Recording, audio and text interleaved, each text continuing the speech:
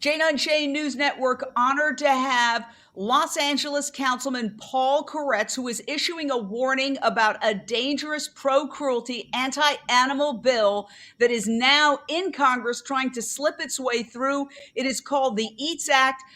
Councilman Koretz, you feel strongly enough about this to issue a warning. Tell us what you're concerned about with this EATS Act now in Congress. Well, more than a dozen states have passed legislation to protect farmed animals from some of the most egregious cruelty in the industry. And this is a way to fight back against legislation in these states against gestation crates and veal crates and battery cages. And I think it's specifically a response to California and its passage of Prop 2 and then a stronger Prop 12 to require that pigs and chickens are allowed to have some space at all and to be able to lead lives other than that of intense cruelty. In the words of Mercy for Animals and their warning on this, the Exposing Agricultural Trade Suppression Bill, or EATS Act, is a cleverly named piece of legislation with a dangerous goal. The bill threatens the most basic protections for farmed animals and was just introduced in Congress. The act is designed to wipe out existing state laws that ban the cruel confinement of egg-laying hens, mother pigs, and baby calves used for veal. If passed, it could also destroy hundreds of other protections for animals and people. And so it would strip states from having the ability to enact anti-cruelty legislation. It would even potentially impact things like a bill I passed 15 years ago in the state legislature to require that cigarettes be produced in such a way that they catch fire more slowly if they're placed on cloth and upholstered furniture. So actually, it would enable us to save fewer lives and protect fewer homes, along with animal cruelty issues and a number of other issues. It really is a very problematic piece of legislation. If you ever see me leaning down, it's because I am sharing this out. I urge everybody to share it. In the intro to this video, there is a contact your member of Congress, contact your U.S. Senator, contact your member of Congress, because they could be voting on this. Well, when could they vote on this, Council Member Koretz? And tell us about the resolution that you authored, which I'm holding in my hands right here, saying, watch out for this. You are concerned enough about this that you actually issued a resolution. I'm kind of wondering why we haven't heard more about this. And, this is what they try to do. They try to slip things under the radar when people aren't paying attention. Well, it sounds benign. In the materials put out by the authors, Senator Roger Marshall and Representative Hinson, one senator and one member of Congress, it's made to sound benign, to make it easier for people to get bacon on their tables, and people don't realize it directly would contradict all the anti-cruelty legislation, which in California, the overwhelming majority of voters passed. So this directly contradicts that. I'm not a member of Congress, so I don't know what the timing is. I don't believe this is scheduled for a vote yet or anywhere close to that, as far as I know. But it's cast as something benign. And unless you let your members of Congress and senators know that it's not something benign, we really want to get their attention. The way to get their attention is when they hear from their constituents. So it's very important. I can tell you, as someone that's held several different levels of government positions, what really impacts you is hearing from your constituents in large numbers. And if you weren't aware of the bill, it makes you take a look and say, oh my gosh, I can't believe this is actually before us, and I need to get cooking to fight it. Bills like this otherwise could even be voted on by anti-cruelty members of Congress that aren't paying that much attention. when there are thousands of pieces of legislation to track. So it's very important that you let your legislators know and your council members know too. We have a resolution that I introduced in opposition to the EATS Act. But again, I think everybody on council is likely to support my resolution. Our greatest danger is just the slow bureaucratic pace in which such resolutions move through the process. So if council members are hearing from you, they're more likely to make sure that this moves more quickly. And I think the impact of the second largest city in the country opposing this legislation will certainly make a number of folks in Congress sit up and take notice. We are talking to one of my heroes, the pro-animal Los Angeles City Council member, Paul Koretz, who is doing so much to try to help animals with creating wildlife corridors in Los Angeles so that animals are not trapped in little areas where they have no access to water or food or biodiversity, and many, many other pieces of legislation and campaigns. And he actually, his office contacted Jane Unchained and issued a warning and said, you need to know about this bill. Let your animal loving supporters and followers know about it. And I jumped on it immediately because I know that there's been a big battle. First there was Prop 2 many years ago, which just said basically animals should have room to stretch their limbs. And the animal agriculture industry went crazy. It passed here in California, which would be the 5th largest economy in the world. If it was its own nation, it is the 5th largest economy in the world. And then we followed it up with Prop 12, which really solidifies the amount of space that animals should have, which would hypothetically eliminate these torture devices known as pig gestation crates, where pigs are kept in crates the size of their bodies, unable to turn around. This is a sketch from Animal Outlook, one of the amazing organizations fighting it. And you can see that these animals go mad. It is a torture device. I state it, and I'll debate anybody. You tell me this isn't a torture device to live your life like that. And of course, that is one of the devices that would be eliminated by Prop 12, which is going into effect at the beginning of 2022 after years of battle. Well, the National Pork Producers Council, and you have it right here in your resolution, the National Pork Producers Council and the American Farm Bureau Federation went to court, and they legally tried to challenge Prop 12, and they lost. They lost every time. They lost every time. So now what do we have? This EATS Act that sounds like, oh, healthy eating or something like that, which is actually let's get the Orwellian language here. The EATS Act is exposing agricultural trade suppression. And basically what they want to do is they want to keep doing business as usual, even though the people of California have said no. And what happens in California spreads to the rest of the country because it's such a large economy in its own right that producers in other states have to change because they want to be in this market. Correct me if I'm wrong, Councilman. That is correct. And actually, the amazing thing in participating and gathering signatures and supporting Prop 2 and Prop 12 is that often what happens in a circumstance like this is nonprofits and others will create this legislation, come up with a great initiative, will put all the money you can into circulating it, and you get it on the ballot, and then you face a very well-financed industry like the oil industry. And so or the tobacco industry, you might get something on the ballot and they just put in millions of dollars in opposition and it fails. But this one on its face is something that so many people in the state support that even with all the spending by the agricultural industry against these two measures, they still passed overwhelmingly.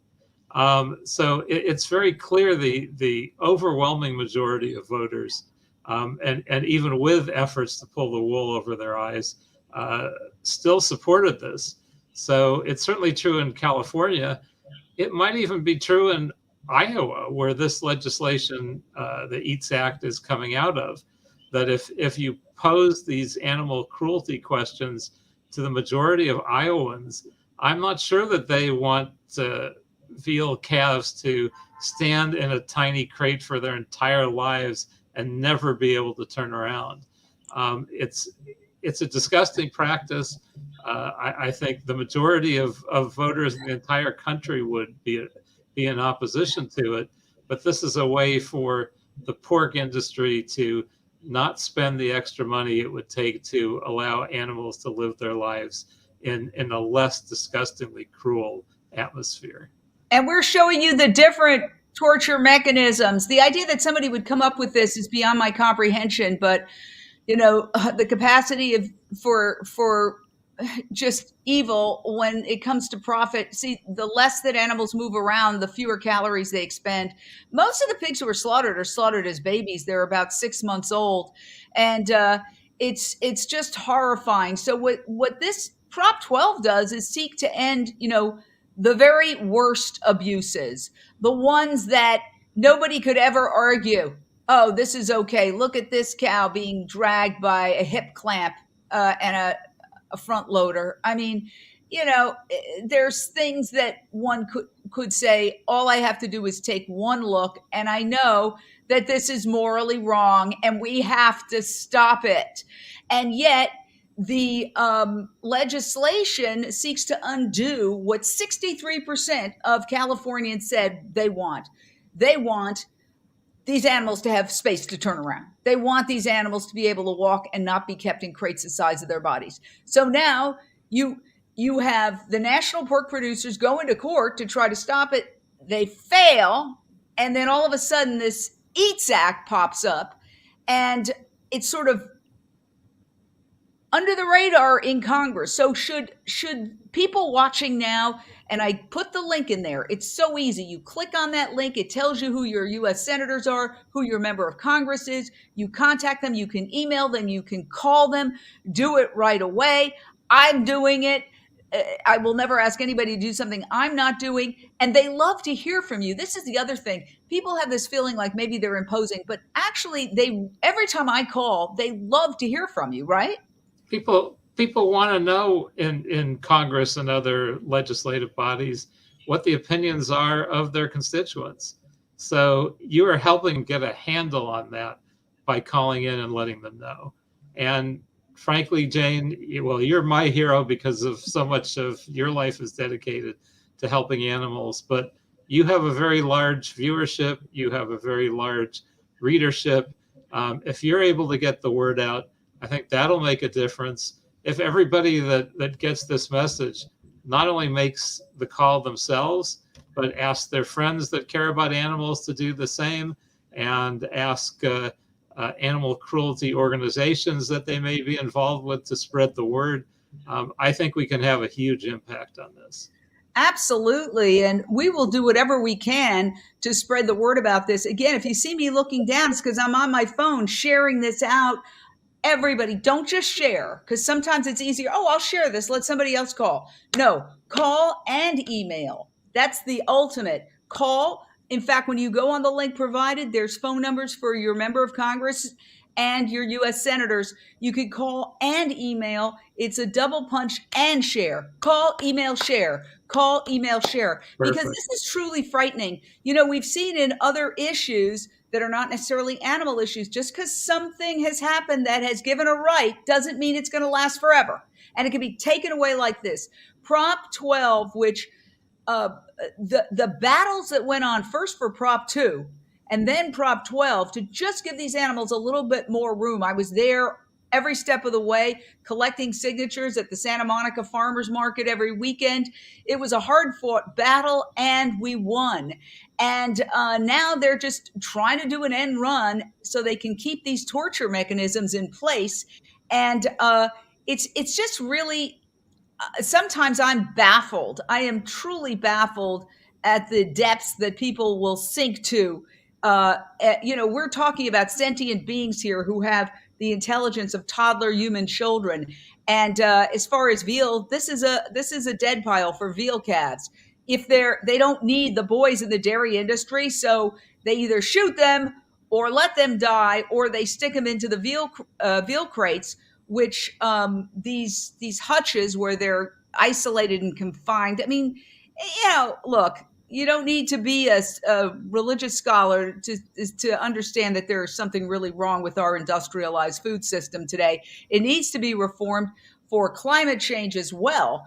Animal agriculture is a leading cause of greenhouse gas emissions, particularly methane, nitrous oxide. So, for environmental reasons, and you mentioned Iowa, well, we're working with a group of Iowans who are upset about the increasing number of factory farms, concentrated animal feeding operations in Iowa that are polluting their creeks and water. In fact, they have a whole campaign to stop a new factory farm or a factory farm from expanding near a creek where the people of Iowa like to go and enjoy the creek. And they're afraid, of course, that the manure and all the pollution will make that unenjoyable for humans Oh, and it's for a huge all other source wildlife. of pollution, and we're not as impacted because the overwhelming majority of pork is produced out of state. But it's not good for their areas either. I mean, there are huge impacts, especially on the quality of drinking water. So if I were an Iowan, I wouldn't want more factory farms and these conditions right next door to me, because it would be hugely impacting my health and quality of life and safety. Well, also, correct me if I'm wrong, but California is the largest dairy state in the nation, having eclipsed Wisconsin decades ago. And so the veal crates directly are connected to the dairy industry because they don't need the boys to produce milk. So For that's why they sure. get turned into veal. So it would have a huge impact in California, And wouldn't it? even the pork, while the majority of pork is produced elsewhere, I think it's around roughly 20% is produced in California. So we at least have more control directly over how we reduce cruelty in those operations. But 75 or 80% of it is outside of the state, and this is to prevent those cruel operations from uh, being constrained and reined in. So let me just ask you as we wrap up, when will your resolution condemning the EATS Act, this nice sounding named bill that is actually a pro cruelty, anti animal bill that everybody needs to call and just say no on the EATS Act? It's always good to mention the bill's numbers, which we also put in the intro. There's the Senate bill and there's the House bill. But when is your resolution coming up in I can't say that because I don't schedule it, but it has to be heard in resolutions committee. Resolutions committee doesn't meet very often, so I think if council members hear from your LA residents as well as Congress members, it may help get it heard more quickly. I have no doubt that once it's heard, it will pass overwhelmingly, if not unanimously.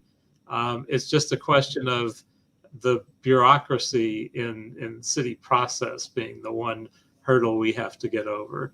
So it's not scheduled yet to be heard in resolutions committee. I think if we hear from folks, that will help it happen. Yes, and one of the things that I want to say is, sure, if you're an Angelino, call the LA City Council and say yes on this resolution, which I'm holding in my hands, condemning this EATS Act. And this is the latest thing in, I would say, pro cruelty strategy, is that you put a nice sounding name on something horrible.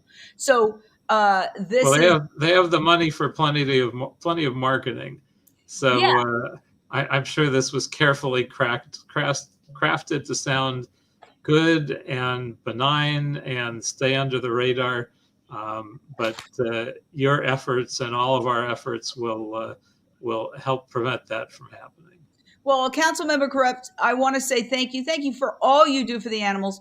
Please check out all the other great work with the wildlife corridors and healthy eating that Councilmember Corrupt has pushed. But the main message today is there is this horrific bill barreling in Congress through the halls of Congress. It's called the Eats Act. It sounds nice, but it's actually an anti-animal, pro-cruelty bill that would undo everything that was achieved by Prop 12, which passed overwhelmingly by the people of California, that says that animals have farmed animals raised and killed for food have to have a certain amount of space, and it would effectively eliminate these torture devices, pig gestation crates, as well as veal crates, and some of the other terrible confinement for chickens.